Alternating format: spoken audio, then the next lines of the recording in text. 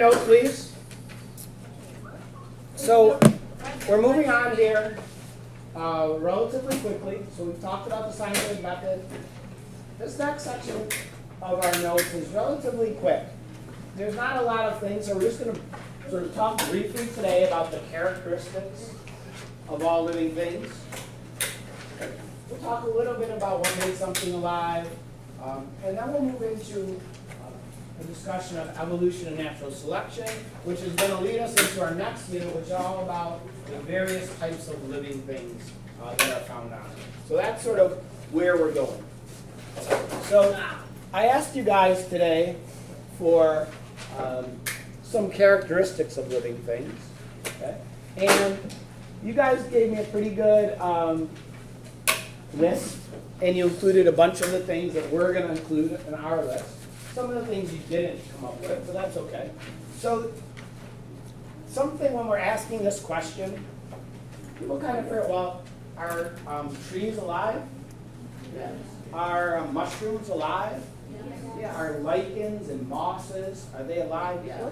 There are microscopic organisms like paramecium and amoeba. There are bacteria. There are archaea. There's all sorts of things maybe. When we say something's alive, you might not automatically think about these things, but they all are living organisms. So we have to think broadly about this. So somebody came up with this one earlier. Every living thing is made of at least one cell. That's a key characteristic of all living things. You're made of one or more cells. Now there are some things that are made of just a single cell, like some of those organisms I mentioned, like paramecium or bacteria. They're just a single cell, but they're still alive. They still exhibit all of these characteristics that we're about to talk about.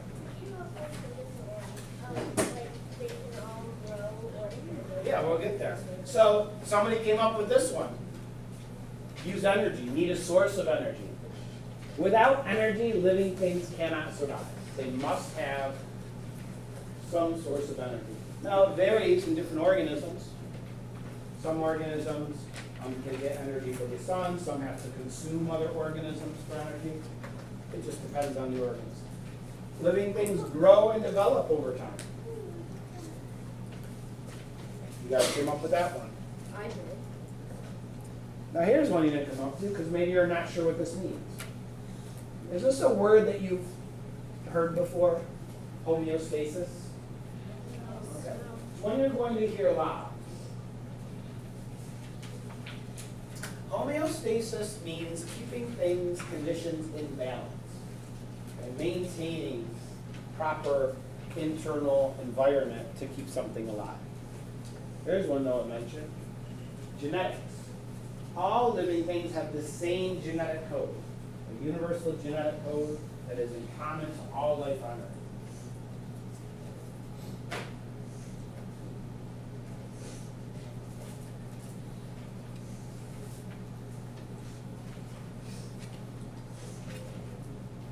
And then finally, one nobody mentioned, all living things reproduce.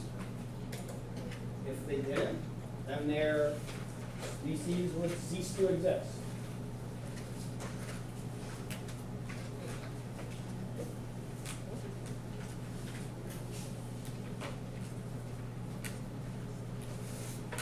So we'll talk a little bit about each of these, okay, and some specifics about some of these, and then we'll move on. So let's start with number one, made of cells. What is a cell? You want to like kind of define it? Can you? It has DNA in it, so you're right in that regard. A cell is what we call sort of the basic unit of life. It's a small membrane that surrounds DNA and other things, and it's what all living things are built on. They're small, really microscopic.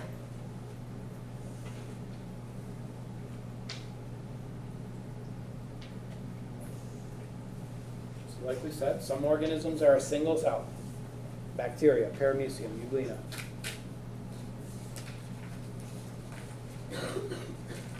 Others, like say a human, is made up of trillions of cells, all sort of working together in a coordinated way to form that organism.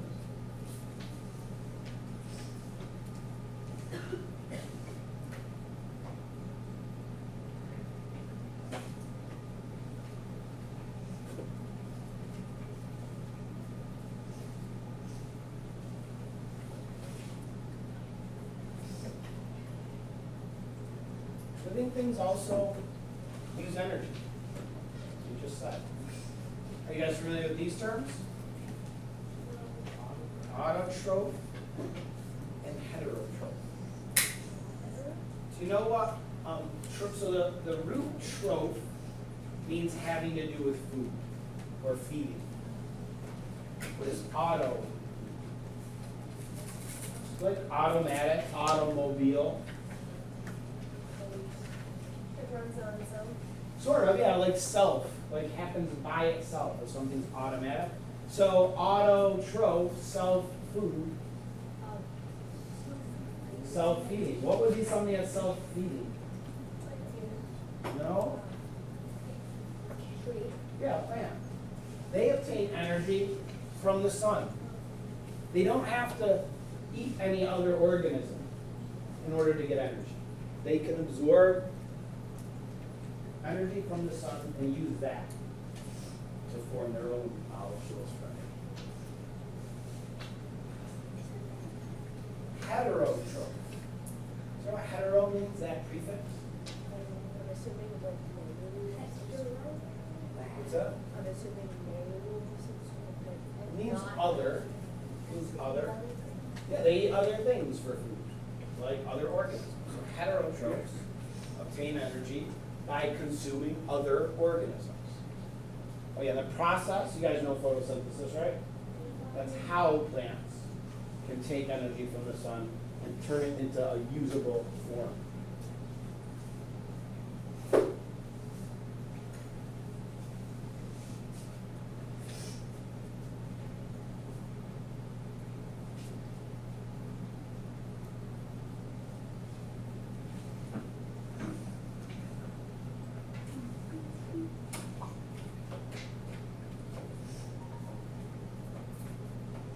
Living things grow and develop.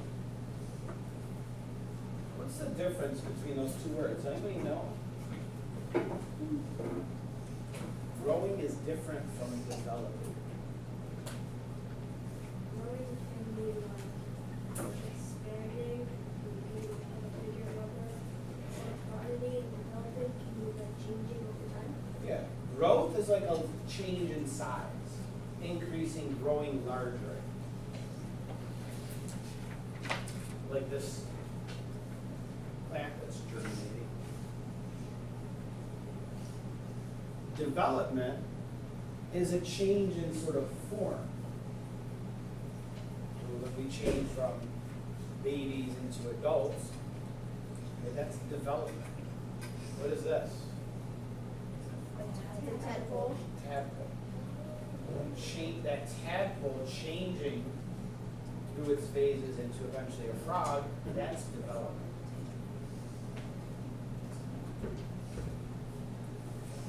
Homeostasis. So this is an important word that you're going to hear a lot throughout the rest of your science career in school. Homeostasis, as I said earlier, is maintaining proper internal conditions. Living things can only survive in a certain range of conditions. For example, us in our body temperature. We can't survive an internal body temperature above 106, 107. Stable. We can't survive a prolonged body temperature lower than 95. So we have certain systems built in that help us to maintain the proper body temperature. What is a typical body temperature for a human? Caleb? 98.6. So let's say you go outside today You have a soccer practice, your coach is making you run, sun is shining down on you. Your body temperature is starting to elevate. It goes to 99, 99.5, 100. What's your body's response? Layla? Sweat. Sweat. You start to sweat. And when sweat evaporates from your skin, it cools your body down. So that's your body maintaining homeostasis, maintaining balance with regards to your body temperature. Okay, then you have a game in 3 weeks, and it's pouring rain, and it's windy, and it's 42 degrees, and your body temperature starts to drop to 98.5, 98, 97.5. What's your body's response? You start to shiver. And as your muscles shiver and contract, they generate heat, which warms up your core body temperature. Again, that's your body maintaining homeostasis, keeping conditions at the right level. Now sometimes these are internal physiological responses like we just talked about. Other times they're sort of behavioral. Like imagine this, still thinking about temperature. Let's say your bedroom's up on the second floor, you have no air conditioning in your house, and it's been 95 degrees all week. And you are sleeping in bed, but you're so hot. What position do you take? What do you look like when you're laying there in bed? You're sweating, but I'm saying your body position. What is it? Start taking the covers off. Well, let's say, but all the covers are off, you're still so hot. You like kind of like turn to try and find a cool spot. Maybe. What were you saying? You're sprawled out. Yeah, you sort of like spread your whole body out, right? What you're really doing is trying to maximize your surface area for heat to leave your body. And then your parents refuse to turn on the heat until November, but it's freezing cold out. And you're in bed and you're freezing, you have all your covers on, but you're still cold. What do you unconsciously do in terms of your body? Sage? Like curl up. What you're really doing is trying to keep all of your body heat in close to you so that it doesn't escape. Okay? Those are behavioral adaptations to try to maintain homeostasis. Homeostasis is regulated through a system we call stimulus and response. What is a stimulus? A stimulus is something that changes in the environment that prompts a response. A response is a reaction to that change. So the stimulus in my soccer examples was the sun shining on you, your body temperature rising. Your response was to sweat. The opposite example was your body temperature was dropping, was a stimulus that your body responded to by causing you to shiver. Let's look at a couple other examples. So we just talked about these. Your body temperature drops. You shiver. Your body temperature increases. What do you do?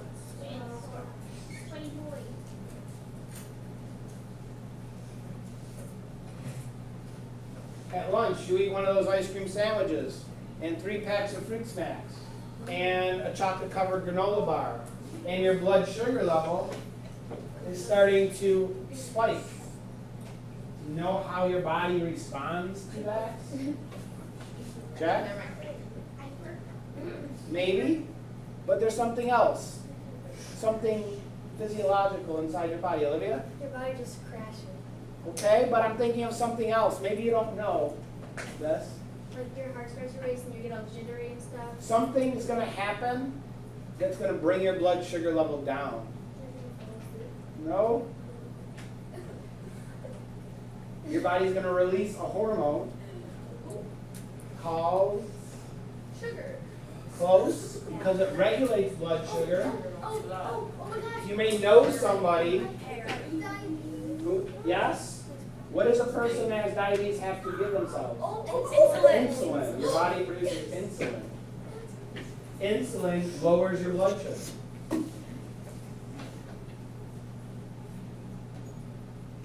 A virus enters your body. For example, a virus entered my body at some point this week. I now have a cold. I'm so sorry. But I'm at the tail end of it, so that's okay. What's your body's response to a virus getting in? Sneezing. Your body temperature goes up, you get a fever. You create more white blood cells. You get a runny nose.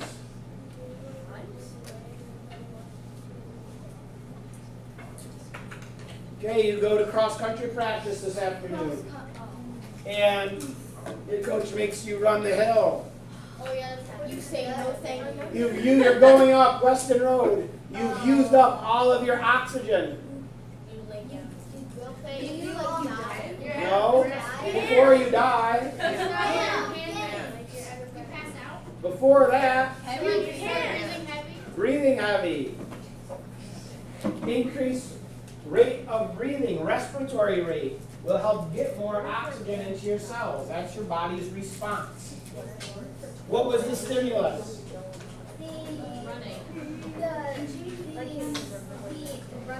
The lack of oxygen in your blood. All right, let's finish up with these. Universal genetic code. We all, inside of ourselves, have a molecule called, it's in our cells.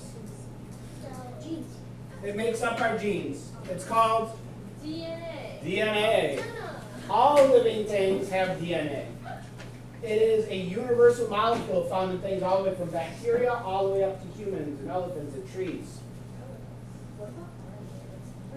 RNA is a molecule that helps the DNA to assemble proteins during transcription and translation.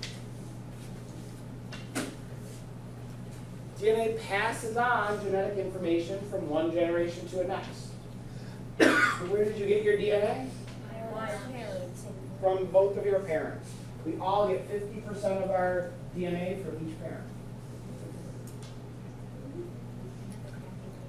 DNA is a series of letters, A's, T's, G's, and C's, that specifies information about who we are, how our body works, what we look like. Hair color is controlled by DNA.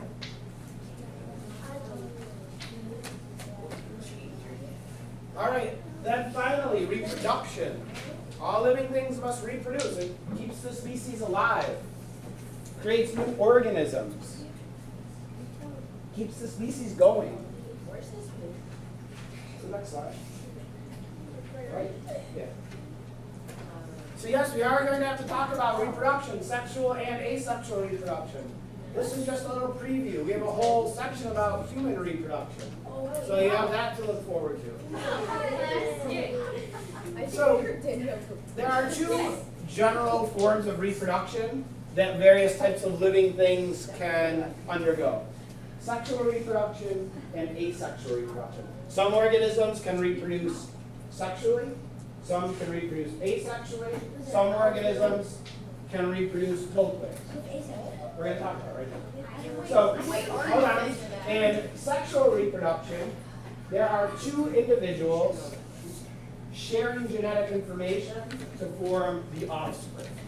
There are two parents required, each of which contributes to the genetic makeup of the offspring. Are the offspring identical to the parents? No, they have a mixture of traits from each parent. Because each parent contributed some DNA to the organism, they have a mix of traits. There's variation.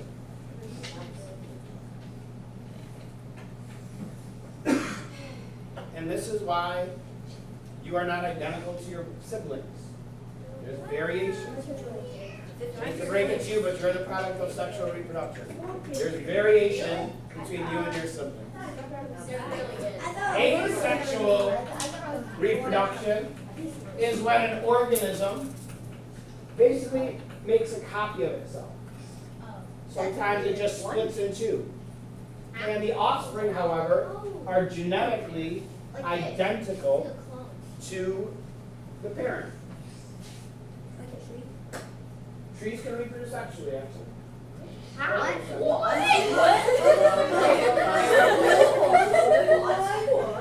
I will explain that. Let me finish this slide. Hold on. So, reproduction is not necessary for an individual. So we're talking about characteristics of life. So an individual can still be alive even if it hasn't reproduced. But it is necessary in order for the entire species to survive. This is a form of asexual. This is an amoeba. And when amoeba reproduce, their nucleus can basically copy itself. And then the whole cell just splits in two. And you had one amoeba, now you have two. But it all came from the same one parent. These two amoeba are genetically identical to the parent. Here's a hydra, same process. All right, so plants. How do plants reproduce sexually? Well, is anybody allergic to pollen? Yes. Probably a lot of you. Yeah. Pollen, all right, so pollen is basically plant sperm. Okay. In my nose. I rubbed it on my nose one So time. pollen from trees and plants is the male reproductive cell. It floats through the air or is carried by insects. And flowers have female reproductive structures in them. As pollen from one individual lands on the female reproductive structures in another individual, it fertilizes a tiny little ovule, which grows into a little embryo, which grows into a seed, and that's how plants reproduce sexually. By pollen. But some plants can also reproduce asexually. Like a strawberry. If you know what strawberries are, they might grow in your, they grow a little extension. And then we'll talk a lot about that in our plant unit, don't worry.